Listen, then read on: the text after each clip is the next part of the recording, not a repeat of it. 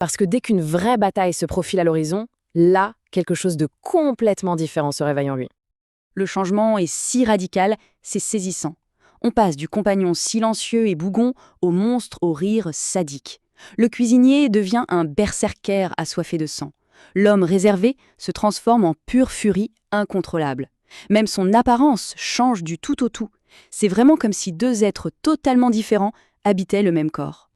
Et juste avant que ça commence, il y a ce rituel qui est absolument glaçant pour ses alliés. D'abord, un sourire étrange se dessine sur son visage et il se met à rire. Puis, très calmement, il sort un petit couteau, se rase la tête et la barbe. Il enlève ses vêtements pour une simple jupe en peau d'ours, pieds nus. Et là, l'étape finale. Ses yeux deviennent rouge sang. Le carnage peut commencer. On imagine la scène pour ses compagnons, la confusion et la terreur. Et une fois déchaîné, sa férocité est juste incroyable.